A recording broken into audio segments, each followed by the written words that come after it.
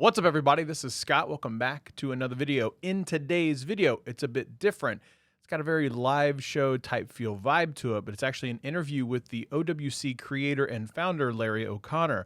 He's got a ton of great stuff to talk about. Everything from Thunderbolt 4, Thunderbolt 3, the M1 Air, the M1 Max, pretty much everything Apple all the time. So if you have any questions about what your M1 or your Thunderbolt 4 truly is for, this is the interview to check out. Again, it's 40 minutes, so my recommendation is I'm going to try to drop in chapters at some point in the videos. Timestamps will be in the description below for the best of my ability. Hop around, check it out. Again, check the description below for all the timestamps and everything that we talked about, and enjoy this interview.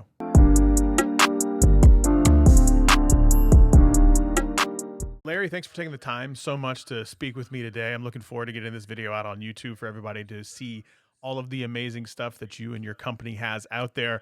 But folks, I have Larry O'Connor right here on the channel talking about it. He is the CEO of OWC, which is Other World Computing.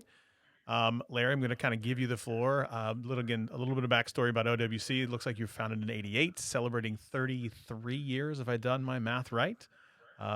Over 3,000. That would be correct. 3,000 products for Macs, Apple related devices, worldwide coverage. So the floor is yours, sir. Give a brief example of who you are and what kind of makes you tick.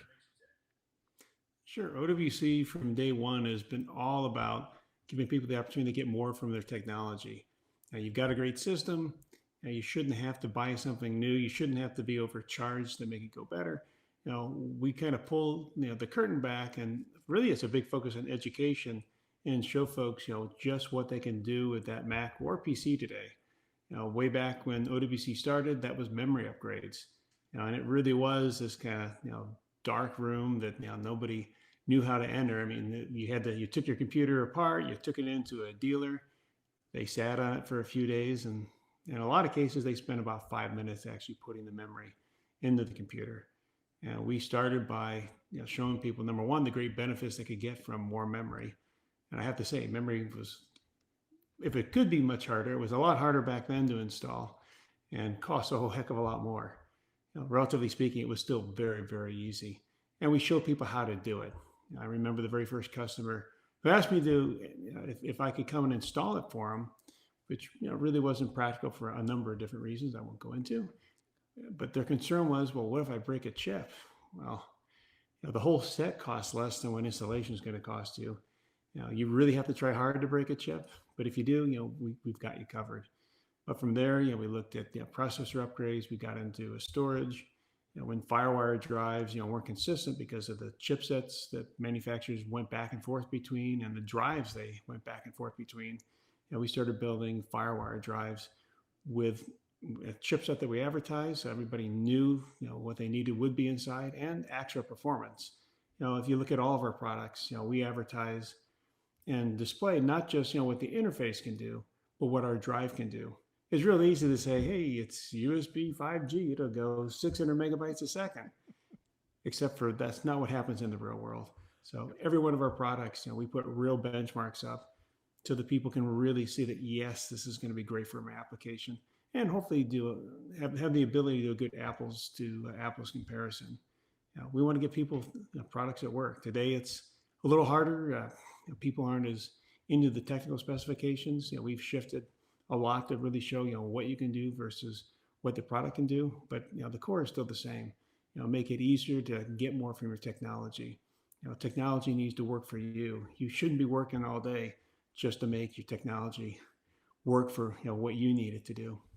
Amen to that. That is, look, I tell you, that's a labor of love in some instances. And so for the folks out there, I have actually done some reviews on some of the products for OWC. I will leave a link in the description below for some of those.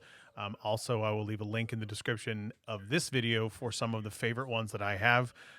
As a content creator, they make some great things in terms of external storage drives, the Envoy EX and FX that I use basically to put all my raw footage on. So again, shamelessly plugging the products because I absolutely love what OWC has. And again, I'm a Team Pixel guy, and so that that an Android guy loving some products related on my MacBook, it goes a long way that they make some amazing products. But I can ask, what's a What's a passion outside? So you started the company in '88. What's a passion outside of OWC that most people may not know? I actually talk about it a lot, so I guess I'm kind of cheating on this question. Water connects everything. I enjoy fishing, I enjoy skiing, I enjoy being in nature in general, and water, availability of quality water, protection of the water that we have, which ties into how we farm, ties into just a whole plethora of different things. Water is a huge passion, and that's driving accessibility to water and protecting our water supplies, because without water, without quality water, and that includes protecting coastal waters, ultimately we'll end up with nothing. And it's pretty devastating to me to look at what's happening with modern farming. You look at the coast, you look at what we're doing to the land, and again, it was good intentions way back when, but today there's a lot of change we can make for the better there, which is a win for the farmers. It's a win for the environment, and even beyond the local environment, protecting water, protecting land. It's amazing the impact to CO2 sequestration that proper land management also drives. In just a decade, we can actually reverse and be sequestering more CO2 than we produce just by improving our farming practices. So I mean, we have Yeah. all these grand, ideas and $1 trillion ideas for how to, the capture and sequester. This planet's been here for a very long time, and there's systems in place that do an amazing job of all these things for us. Carbon is not even really the enemy. It really comes down to supporting the systems that have always naturally kept the ground fertile and kept the how to say what's in our the greenhouse gases in check. I don't think people realize how dedicated you are to the clean energy as a company. So, if you would be comfortable kind of talking about what OWC has done from a clean energy perspective, I'll be honest, I had to research this. I didn't realize this until I really started to dig around, and I am overwhelmingly impressed as a company perspective what you guys have done from the clean energy side. So, I'm going to stop there and I'm going to please hand it over to you and kind of talk about that. Sure. I mean, we have always. I mean, we're against planned obsolescence. It's always been about maximizing all resources, maximizing the technology you have at hand. And as an organization, as a company, our mission is also to maximize all resources that we use. And when we had even before we had the opportunity to build a headquarters from the ground up, we were recycling pretty much every last thing that we could. I mean, we took steps to eliminate whatever we could from the waste stream. And our current facilities, all of our facilities today, incorporate solar and wind where it's possible. So Woodstock, we had wind up in 2009. We added solar to the operation, a large solar array to the operation in 2015. That was expanded actually just last year, both in Austin and in Woodstock. We're taking advantage of technology. It has an RI. It reduces our impact. It actually lets us put power back on the grid. And our facility, even beyond everything that makes it green, we use pavers instead of asphalt, because now all the water goes through a lime substrate, which not only allows for that water to be quickly dispersed and thus not require effectively a sewer system or retention ponds. Vehicles, unfortunately, a lot of vehicles drop stuff. Not all cars are in perfect, and that's just that it is what it is. But with a paver system and a limestone bed beneath it, and the tall grasses, and effectively what's a bio bed beneath that parking lot, instead of going off someplace where these chemicals just get concentrated, they're naturally broken down. I mean, everything comes from some natural source, and ultimately, the bio bed, rather than accumulate, it breaks this stuff down, so it ends up being harmless and not a contaminant that affects our local environment. But it's a great environment. With our operation is with tall ceilings, lots of natural light. It's a win-win-win for the folks. There's tangible benefits to going green. There's intangible benefits to going green, and in general, it's just the right thing to do. It costs a little bit more to build that way, but as long as you're looking long term, and we've always looked long term, not a 2 or 3 or 5 year horizon, but a 10, 20, 30 plus year horizon and beyond, all of these things, pay back in spades. I mean, they make absolute sense. It's very easy to justify, and that's even before the intangibles. I mean, having an environment where people show up and they walk in and it just feels good to be there. You were I and so when I had a chance to research all of this and know kind of what your company was about is like I'm currently reading an audiobook, or I guess I should say I'm listening to an audiobook, Simon Sinek's Start With Why, right? You don't buy what a company does, you buy why they do it. And he talks a lot about that. Just hearing your why, you for me that makes me want to be involved with your company that much more, because it's not about pushing and selling consumer goods and this, that, and the other. You are truly making an impact in the world for a variety of reasons. You just also happen to sell and do those other things. Like, and that to me, that is a natural draw. So from that perspective, so I have to say thank you.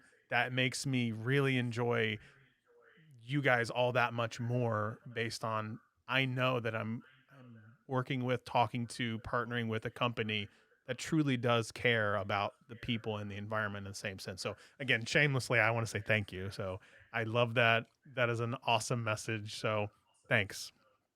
You're I more than welcome, and no, we're here for you. We're here because of you, and Yeah, we never forget that. And I can tell you another quick story sure. with OWC. This goes back into the '90s. One of the organizations when I bought my first Mac, I will never forget talking to the rep, and ultimately I asked him kind of how he worked, because I wasn't going. I mean, it wasn't their typical customer, and we just got to know each other. And he kind of quipped along the lines of his sales process came down to you know develop a rapport, find out what they're interested in, work to how much their line of credit was on their credit card and how much was still open, and figure out how to fill every last cent on that credit card, with product that that he could sell them. And OWC from day one, it's not been about trying to land the big sale. It's been about understanding what the customer's needs are. It's customers for life, not let's close a transaction. And if somebody says they had $50, or they said they had $5,000 to spend, if it was a $500 solution that was what they needed to get the job done right, we're going to tell them that's what they need.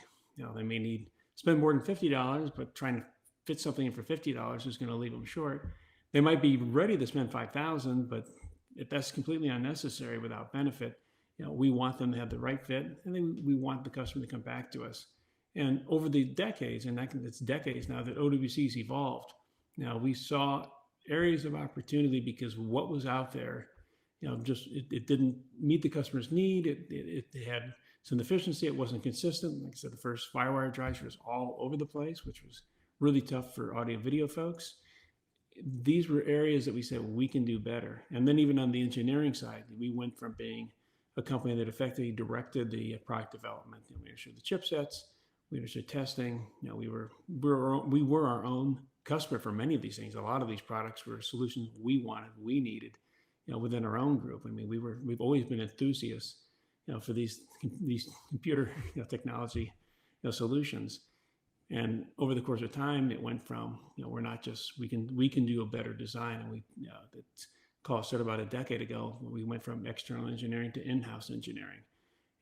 From a software piece, we understood the importance of software, and hey, there's great applications out there, but we need to take them further, and we brought software apps in-house.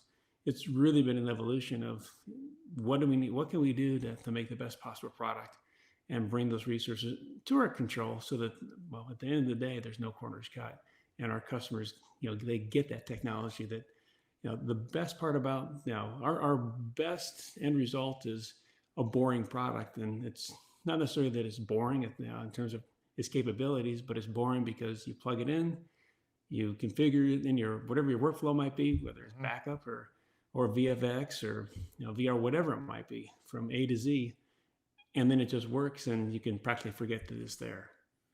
So I can definitely attest to the fact that that is something that is very true. I use again, I talked about the Envoy products from before. It's literally plug it in. Yep, that's what I need. Start just feeding it the raw footage from a video or a photo perspective. So I can attest. To me, it's not boring. It's a beautiful piece. It is actually just a beautiful piece of just technology right here. It's like there's nothing plain about it. It's nice and smooth. Everything about it I love. But anyway, again, shameless plug once again in the video. Talking a lot about the technology out there, let's talk about a couple pieces that are actually out, kind of big and popular right now. Thunderbolt 4. Let's talk about Thunderbolt 4 for a minute. So, for the common person, most people get I had to ask my mother this, and she's kind of the barometer that I use when it comes to the common person as it relates to what their knowledge base is. I said, "Do you know what USB is?" And she said, "Yes." And I go, "Do you know what USB-C is?" And she goes, "Not a clue." And I go, "So you're really not going to know what Thunderbolt 4 is?" And she goes, "Not a clue." So to the common person, if they don't know what Thunderbolt 4 is, why is Thunderbolt 4 such a big deal that they should care about? That's a very good question. And I would turn around and say in the Mac world, people that either think their systems are USB-C or they're Thunderbolt. And both would technically be the correct answer. USB-C is really the connector, not the interface. Thank you. That is the big piece I was trying to convey. And that piece right there, I think it's important to talk about that for sure. So it becomes important to know whether you have USB 3.1 or 3.2 or 4. Not super important. Well, it is or it is. I mean, if you have a USB-C port, anything that's for the most part that's USB should connect and work with it.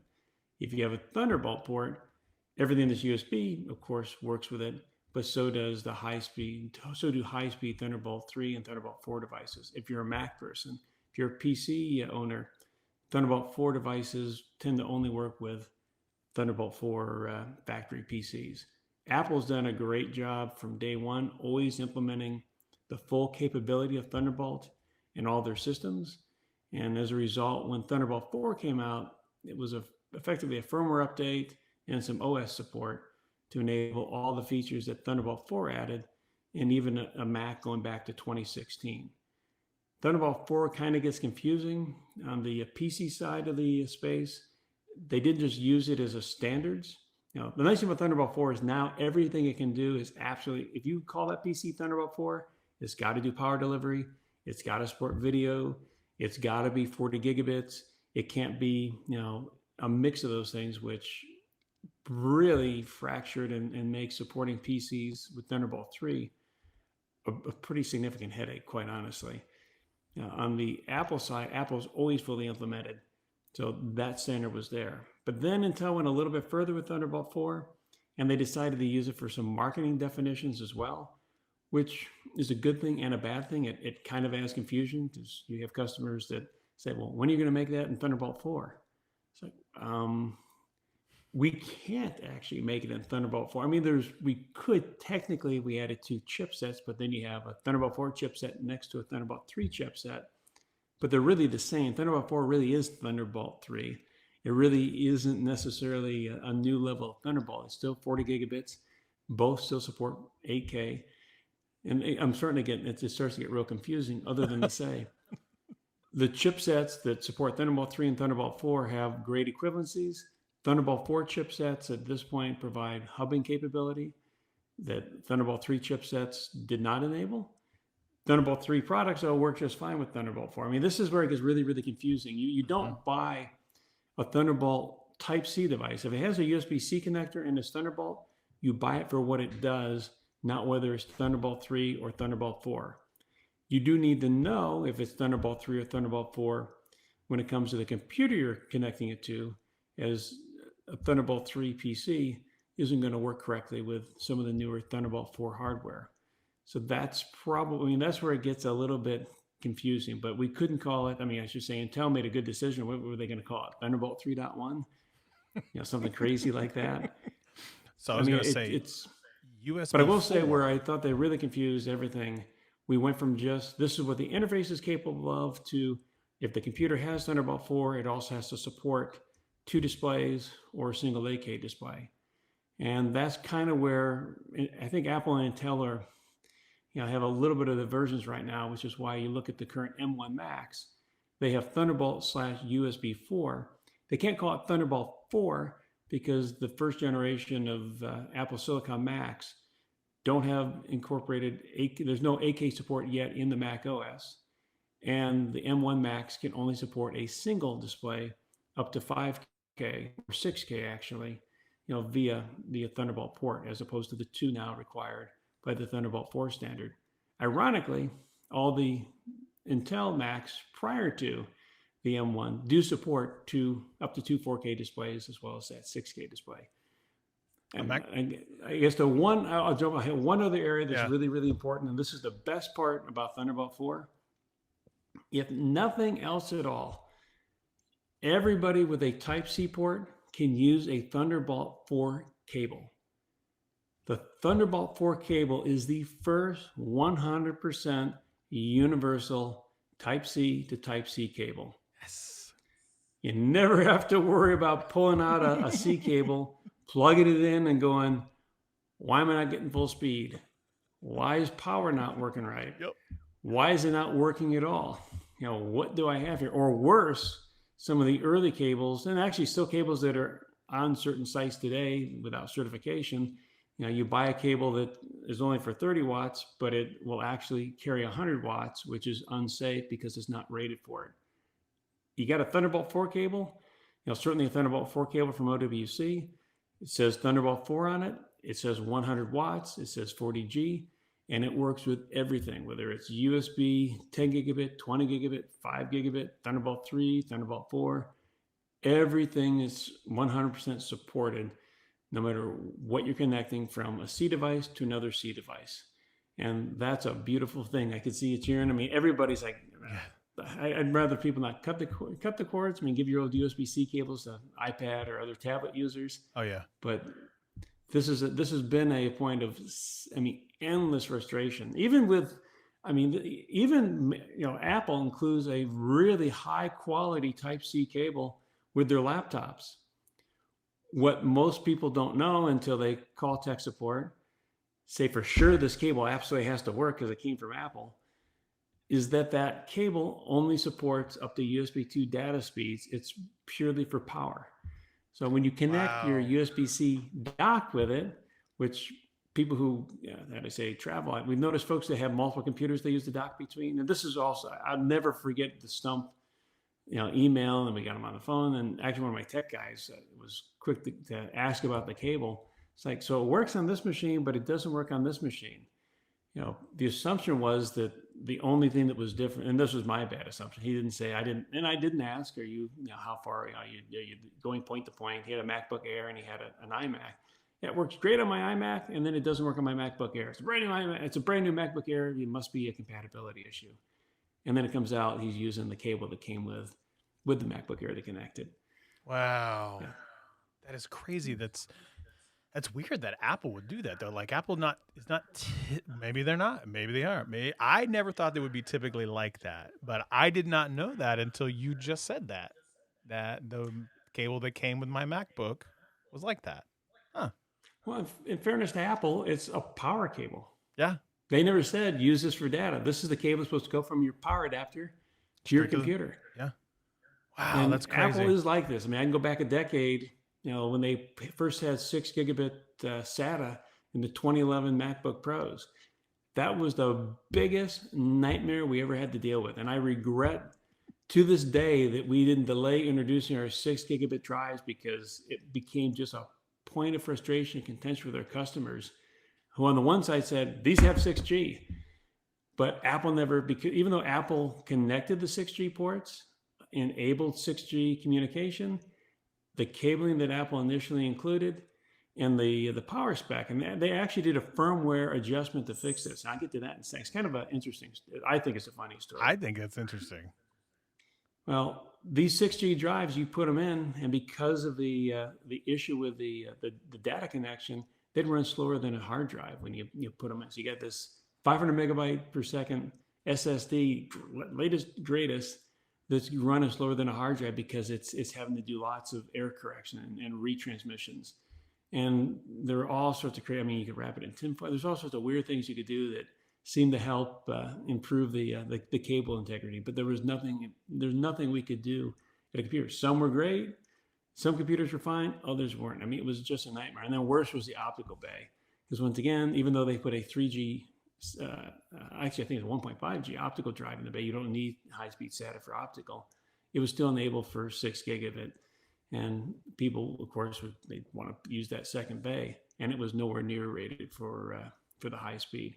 But it was just issue after issue after issue, and they finally fixed it. It was about 6 months after the machines were introduced. They did two things. First thing they did, they actually did switch the optical bay to a 3G port. So no longer was it a headache. You put a 6G drive in there, it doesn't go. It didn't even matter. This was not even just an SSD thing. This was hard drive or SSD. And the reason they fixed it, the reason I believe they fixed it, I mean, there may be another explanation, but the reason they finally properly enabled 6 gigabit or made the adjustments so that 6 gigabit SATA would work in these machines, because you couldn't control, other than putting a 3G drive in, you could not slow the drive down. If it was 6G, you saw that in negotiations. I'm connecting at 6G, and then I'm going, 1/10 practically the speed of a 3G drive, but that's okay. In their manufacturing stream, I don't remember if it was a Toshiba or a Hitachi, but in the manufacturing stream, 6G hard drive. I mean, everybody was switching to the 6 gigabit for the drives, and 2.5-inch drives that has 6 gigabit enabled on them started to get integrated into the assembly of these machines, and they got out into the wild. And customers with stock Apple hardware in masses started to go, "Why is my computer so slow? Why is the drive, chugging away so slow?" I mean, you're getting 20, 30 megs a second versus closer to 100 megs a second. And because they had their own hardware now in the market with 6 gigabit, my belief is that was the best way to address the issue was to come up with a way to fix the issue, which they did.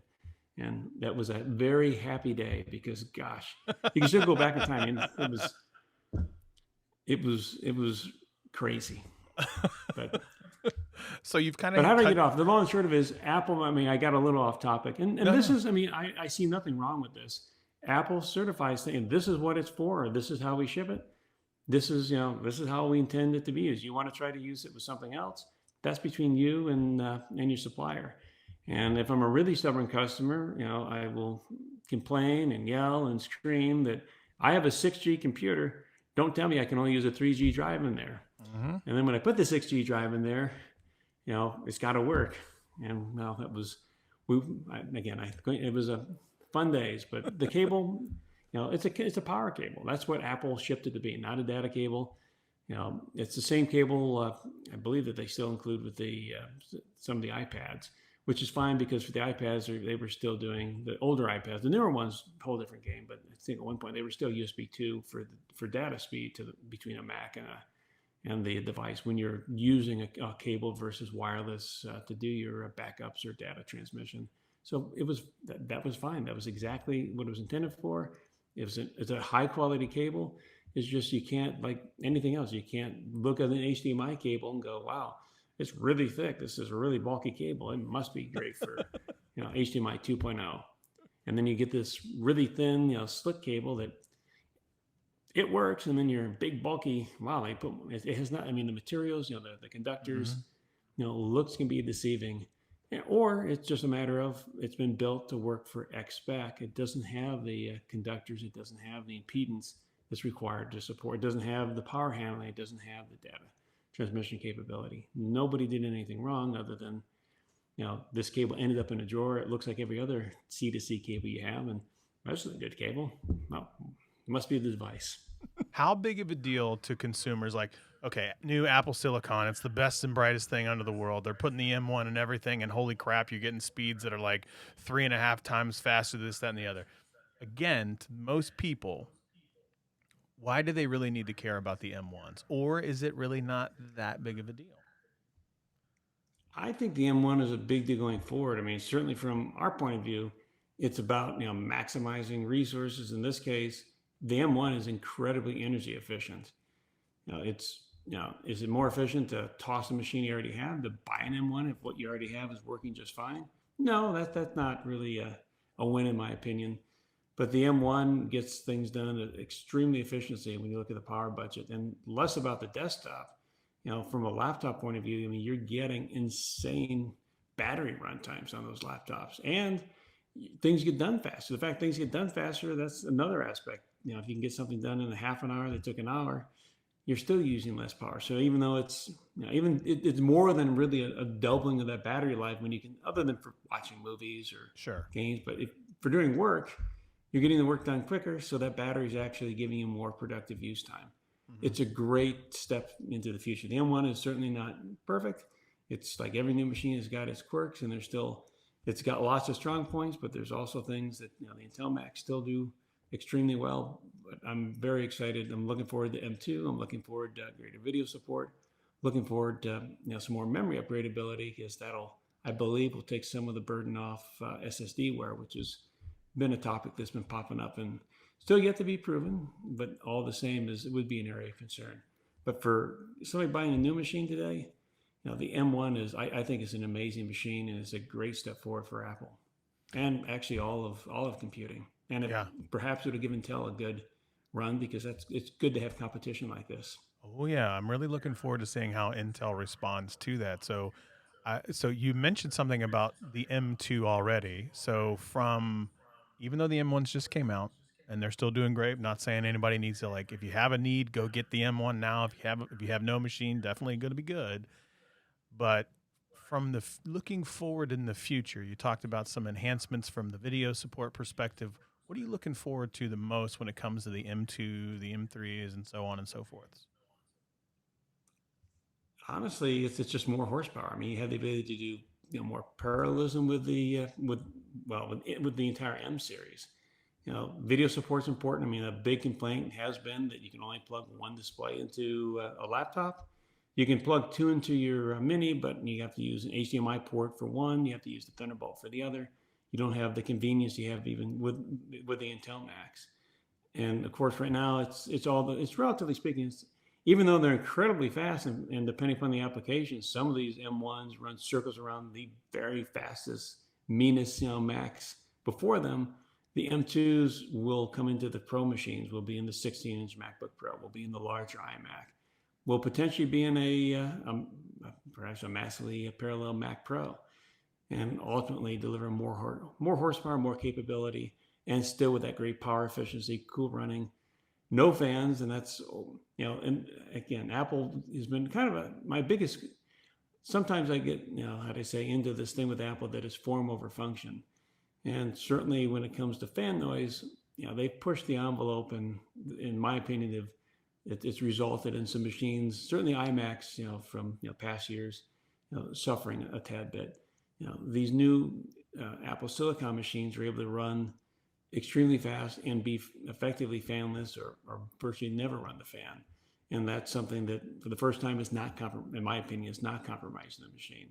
So where else do we go with M1? I mean, this is such an integrated, Apple does a great job really touting the benefits. And one of the largest benefits is, a lot less area for the actual circuit board, and less space that's required for the device. Things are going to get smaller, faster, better, cooler, and I can't wait to see where Apple goes with this. I mean, it's the amount of horsepower now they're able to pack into such a small space, and the power. Again, power is so important, and it's again, I can't even, words can't describe it. M2, I'm looking forward to the MacBook Pro 60-inch is a nice machine, but it's hot. The battery doesn't last long when you're pounding away on it. I'm really excited to see what an M2 does for Apple's flagship models. Really excited just to see what it does for people's creative opportunities. We don't have video. We can't put a video card on the M1. There's no eGPU support. I certainly expect and hope to see that in the M2. As great as Apple's GPUs are on these units, they don't cover every possible codec and every possible use case, and certainly what's not necessarily even been released yet. And external GPUs certainly pave the way to keep machines relevant and allow you to add horsepower, add relevant codec support as things move forward. And that was another beautiful thing about Thunderbolt. If you have a Thunderbolt machine, PC or Mac, you become less tied to what's inside your machine, and more able to, rather than replace the entire machine, plug and play additional capabilities external to the machine.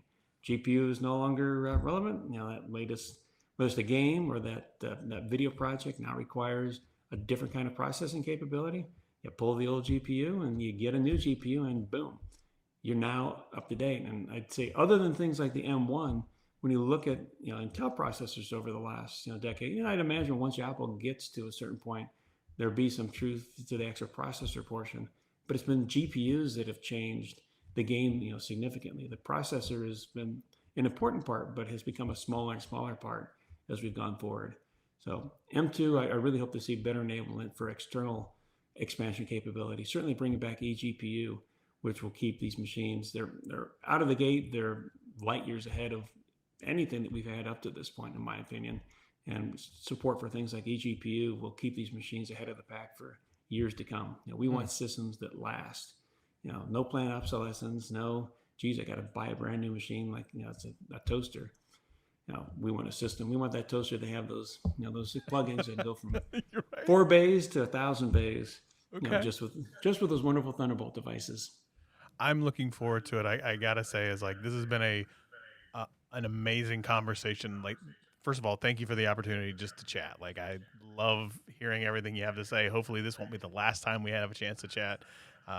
There's so much goodness. So again, I want to say thank you again for everything that you stand for, what your company stands for. It's been a lot of fun to learn more about OWC and what you guys have from the products, and you can see it. You have a passion for everything that we just talked about. Is you have your, I guess, nose to the ground, ear to the ground, or wherever the things go about what the next thing is. So I'm looking forward to seeing what you guys have coming out in your space. Thank you so much for the opportunity just to chat. So yeah, again, thanks so much. Any parting wisdom, feel free to plug away whatever you have. The floor is yours. First and foremost, thank you for having me, and I look forward to our next conversation. But in general, it's a lot of this stuff is common sense. Look beneath the hood. I mean, don't accept less than than is necessary to get the job done. I don't even know where to go other than to say, we do what we do because of our customers, and that's listening to our customers and being there for our customers, and that's whether it's ourselves internally or externally, and that makes it easy. And it's not about trying to put out the latest greatest whiz bang. Well, I would argue I think we do put out a lot of latest greatest whiz bangs, but absolutely, it's really about having solutions that continue to evolve an existing workflow, an existing setup. Again, whether you're a home user or a production, it doesn't matter what you're doing. You need to be able to get. You don't miss. It's very rare that you have to throw it all to the wayside and start over.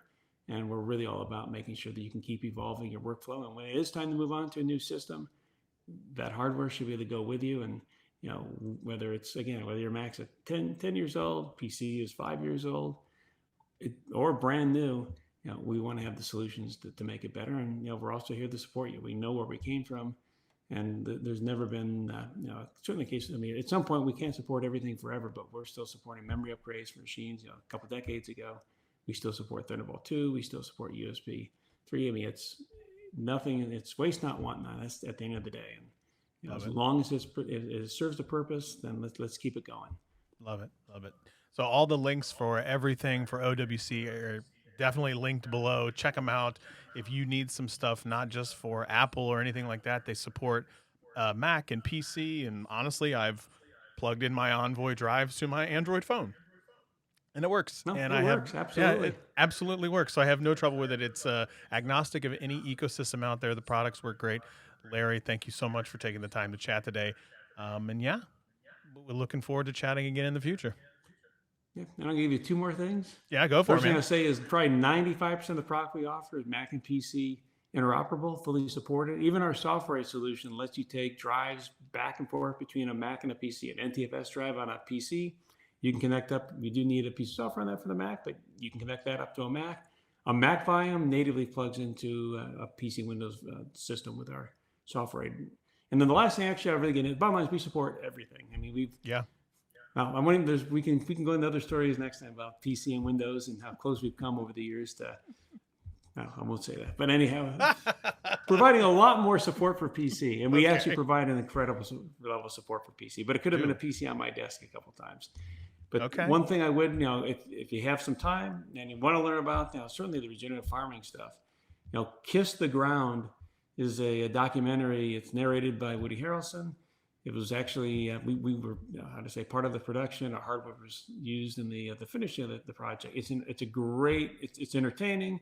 I think it's a fun watch, but it's a great kind of quick dive into just what we can do with farming to have a positive impact. It's called Kiss the Ground. It's on Netflix. So it is also going to be linked. It will be linked in the description as well. Now that you've mentioned it, I will put it out there. Awesome. Well, then thank you very much, Scott, for having me. Thanks for the extra time. Absolutely, Larry. Thank you so much.